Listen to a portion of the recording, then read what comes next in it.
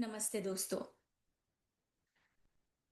स्वाध्याय जो हम आज से शुरू कर रहे हैं, स्वाध्याय यानी स्व अध्ययन करते हुए अपने जीवन में समृद्ध होते जाना।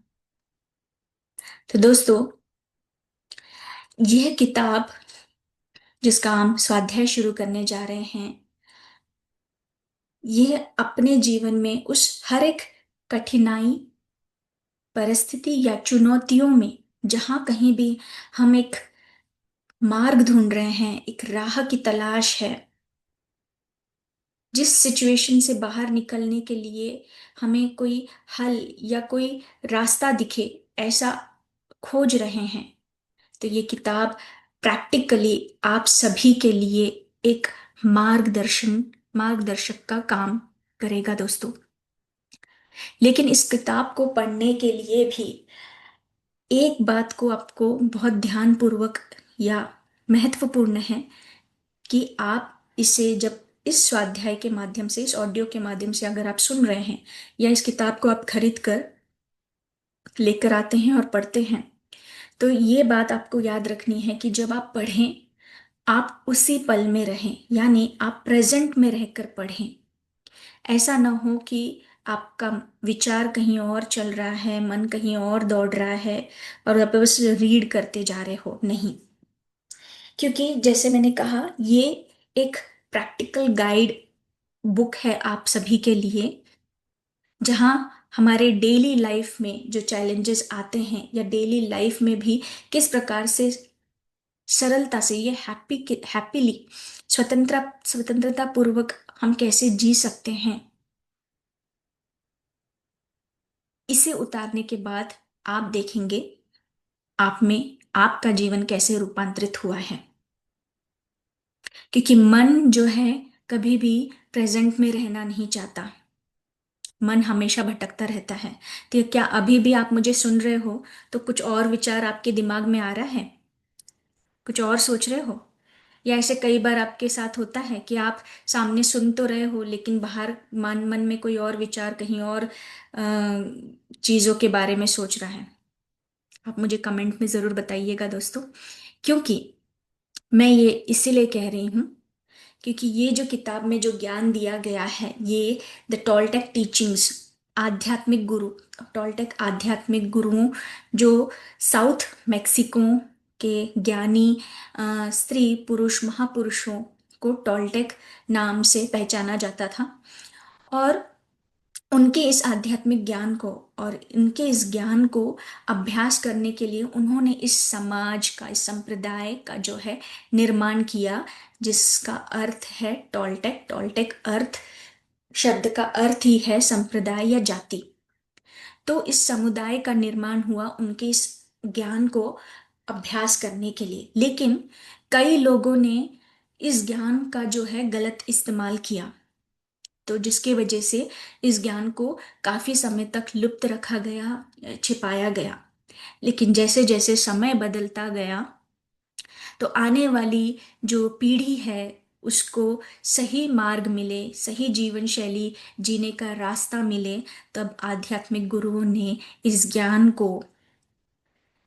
का मार्गदर्शन ईगल नाइट वंश के गुरु मिगिल एंजल रुइस इनको दिया, जो टोल्टेक की शक्तिशाली शिक्षाओं को आज हमारे सामने इस किताब के माध्यम से प्रस्तुत किया गया है। तो कई सदियों से ऐसे कई साक्षात्कारी महापुरुषों ने धरती पे आकर उन ज्ञान को बांटा है। और वह ज्ञान, जैसे मैं बता रही हूं इस किताब के माध्यम से, वही आध्यात्मिक ज्ञान आज हमारे तक पहुंचा है, जहां टोल्टेक चेतना का जो अस्तित्व वो स्वीकार करती है। जो इस धरती पर जितने भी अ, आध्यात्मिक गुरु है, तो ये जो बता रहे हैं कि इस किताब के माध्यम से आप देखेंगे कि आप अपने जीवन में जो प्रेम और प्रसन्नता का इस किताब के माध्यम से एक आधार मान सकते हैं। तो यहाँ जब वो अपनी अनुभूति, जब उनको ये ज्ञान हुआ, तो एक परिचय के माध्यम से, एक धुंधला आईना, इसके माध्यम से हमें बता रहे हैं कि एक इंसान काफी वर्षों से जो है पहाड़ों में रहकर खुद अध्ययन कर रहा था, एक जादूगर, एक ओझा बनने के लिए जो पुरखों का ज्ञान था वो पाना चाहता था। इसके लिए वो अभ्यास, अध्ययन, साधनाएं करता था।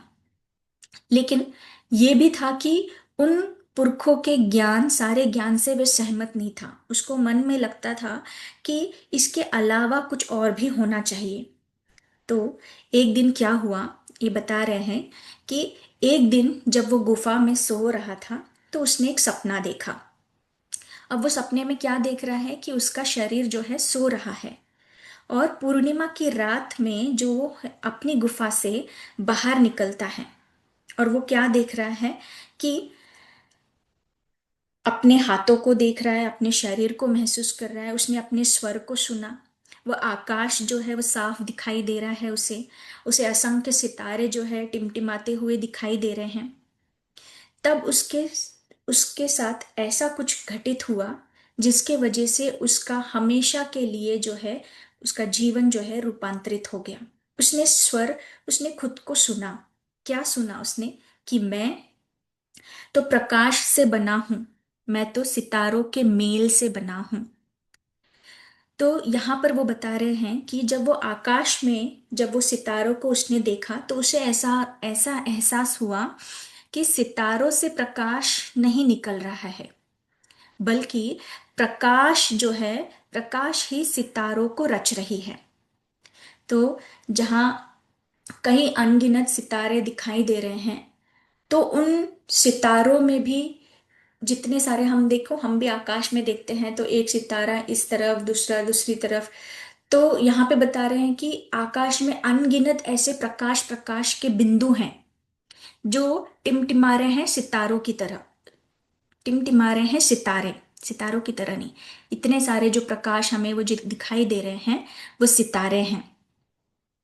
तो यहाँ पर वो बता रहे हैं कि जो रिक्त स्थान के बीच में भी जो है वो भी प्रकाश में है। तो उसके भीतर जब ये घटित हुआ, जब उसको ये अनुभूति हुई, उसको जब ये एहसास हुआ कि ये जो सितारे इतने सारे जो वो देख रहा है, उसको लग रहा है कि इनमें कहीं ना कहीं मैं भी हूं, इनके बीच, कहीं ना कहीं सितारों के बीच कहीं मैं भी हूं। तो उसने इन सितारों को क्या नाम दे दिया कि टोनल। उसने इन सितारों को टोनल नाम दिया, और उन सितारों के बीच जो रोशनी थी उसको नगुल का नाम दे दिया। अब इन दोनों के बीच में जो सामंजस्य और स्थान को रचता है, क्योंकि हर जगह जो बिंदु बिंदु दिखाई दे रहे हैं, जो एक रिक्त स्थान, दो बिंदुओं के बीच में भी जो रिक्त स्थान है वो भी प्रकाश ही है। तो वो कह रहा है कि इन दोनों में जो सामंजस्य और जो स्थान को रच रहा है वह जीवन है, यानी वह भी प्रकाश ही है। तो जीवन के बिना जो है, प्रकाश के बिना टोनल और नगुल का अस्तित्व नहीं हो सकता। जो नगुल को उन्होंने क्या नाम, मतलब रोशनी जो है वो नगुल है। दोस्तों, आपको मैं समझाने की कोशिश कर रही हूँ कि ये किस तरह से बताया जा रहा है। तो टोनल जो है वो सितारों को बता रहा है, और जो उसमें जो रोशनी है उसको वो नगुल बताया जा रहा है। सितारों के बीच में जो रोशनी है उसको नगुल बताया जा रहा है। तो उसे ये विश्वास हुआ कि जीवन, यानी प्रकाश को कह रहा है, जो जीवन ही सबका निर्माता है और वही हर चीज को रच रहा है।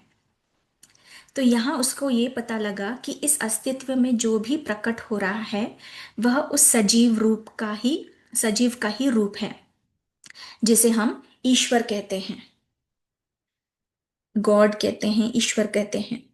तो वो इस निष्कर्ष पर पहुंचा कि मनुष्य की धारणा केवल यही है कि प्रकाश जो है प्रकाश को खोज रही है। तो हम जब बोलते हैं कि हम ईश्वर को खोज रहे हैं, मैं भगवान को पाना चाहता हूँ। तो वो बता रहे हैं कि जो हम बिंदु, जितने जो सितारे जो बता रहे हैं, हम उस प्रकाश का अंश हैं, हम वो बिंदु हैं। तो यहाँ पे क्या बता रहे हैं कि मनुष्य की जो धारणाएं बनी हुई है, तो प्रकाश जो है बिंदु, उसी बिंदु को खोज रही है, उसी प्रकाश को खोज रही है। तो यहाँ पर वो बता रहे हैं कि उसने यह देखा कि पदार्थ जो है एक दर्पण है, हर एक चीज एक दर्पण है जो प्रकाश को प्रतिबिंबित करते हुए प्रकाश की छवि को, यानी माया के संसार को और एक स्वप्न को रचती है। तो दोस्तों यहाँ पर बहुत खूबसूरती से अगर आप समझे तो ये वही बता रहे हैं कि इंसान को उन्होंने दर्पण बताया है। इंसान जो है दर्पण है, और उसके सामने जो ये जीवन चल रहा है, ये जो देख रहा है, ये माया रूपी संसार है जो कि धुआं है। और इस धुएं के पार जो है वो जाने नहीं देती है, ये रोक रही है धुआं। तो प्रकाश जो अपने ही प्रतिबिंब को, उसको देखने के लिए जो ये माया रूपी संसार में फंसा हुआ है। तो हमारा जो वास्तविक रूप जो है दोस्तों, यहाँ पे वो बता रहे हैं कि जब उसको समझ आया कि एक विशुद्ध प्रेम और प्रकाश ही है, बाकी कुछ नहीं, जब उसके जीवन में ये परिवर्तन आया, जब उसे ये अनुभूति, ये ज्ञान की अनुभूति हुई, ये समझ हुई, तो उसने आसपास के हर एक दूसरे लोगों को, हर एक दूसरे मनुष्य को वो स्वयं को देखने लगा, क्योंकि उसे ये अनुभूति हुई हर एक चीज प्रकाश है। तो मैं यहाँ पर हूं, एक इंसान जिसे वो दर्पण कह रहा है, सामने वाले इंसान को देख रहा है, तो उसी का प्रतिबिंब है। लेकिन वो उस प्रतिबिंब को देख नहीं पा रहा है, क्यों? क्योंकि सामने माया रूपी जो संसार का जो सपना, जो धुआं, धुआं को वो सपना कह रहा है, तो उस माया रूपी संसार में फंसा हुआ है। इसलिए सामने वाले इंसान को वो नहीं देख पा रहा है कि वो भी ईश्वर है और मैं भी ईश्वर हूं। तो जब उसको ये अनुभूति हुई, जब पता लगा, तो हर एक दूसरे मनुष्य में, हर एक जीव में, वृक्ष में, जल में, धरती में वह स्वयं को देखने लगा। उसने देखा कि जीवन ने, यानी जीवन यानी यहाँ दोस्तों प्रकाश, जीवन ने टोनल, टोनल यानी सितारे और नगुल रोशनी को मिलाकर ही जीवन के प्रकटीकरण में अरबों रूपों को रच दिया है, उनकी रचना की है। तो प्रकाश ने मिलाकर, मतलब टोनल, सितारे, नगुल रोशनी को मिलाकर ही जो प्रकाश ने, यानी जीवन ने, ईश्वर ने, हम यहाँ पर नाम दें जिसे हम ईश्वर बता रहे हैं, कि उसका ही सजीव रूप है हम सब। तो ऐसे करते हुए अरबों रूपों को उन्होंने जन्म दिया, या उनकी रचना की, सही शब्द होगा रचना की। तो जब उसको ये अनुभूति हुई, तब वो खूब उत्सुक था कि इस अनुभूति को या इस ज्ञान को मैं दूसरों लोगों को भी बताऊं, उनको भी ये बांटूं।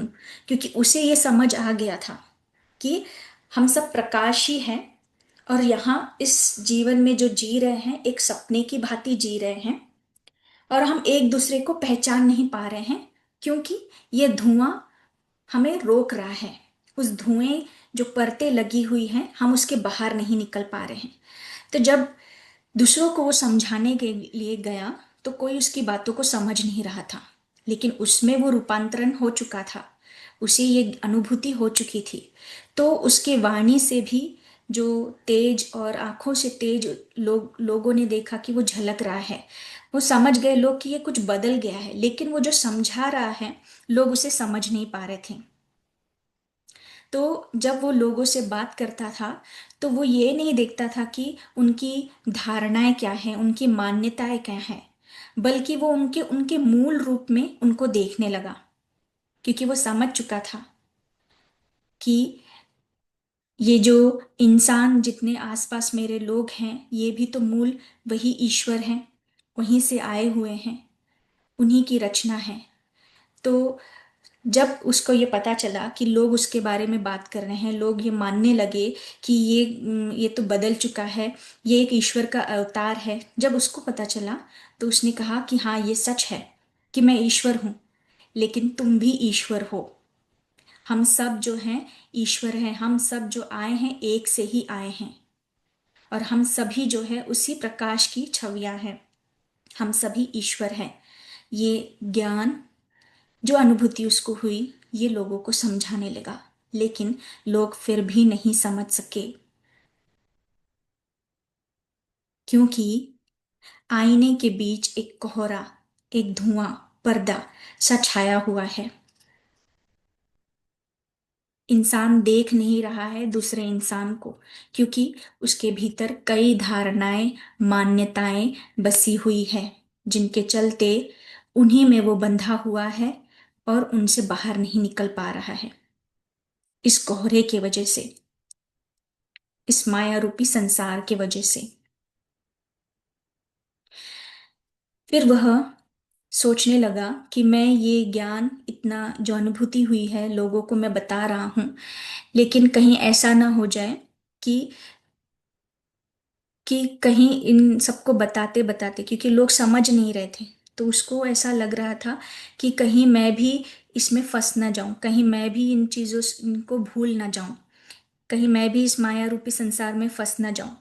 तो उसने अपने आप को जो है ऐसा बताने लगा, याद रखने के लिए, कि पर्दा यानी वस्तु एक दर्पण है, और उसके बीच का धुआं जो है हमें यह जानने नहीं देता कि असल में हम कौन हैं।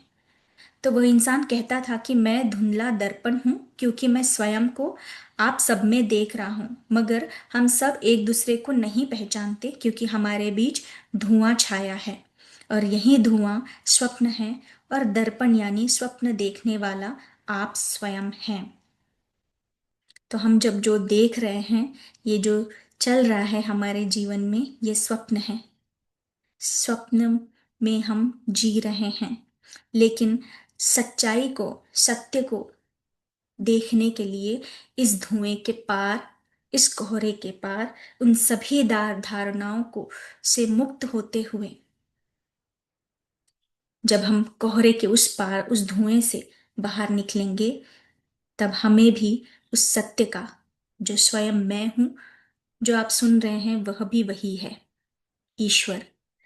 तो यहाँ बताने जा रहे हैं, इस पुस्तक के माध्यम से हम आगे और जानेंगे, हर एक टॉपिक को हम समझने की कोशिश करेंगे।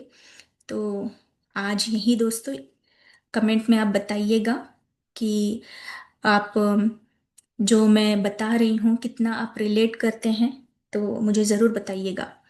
Thank you friends.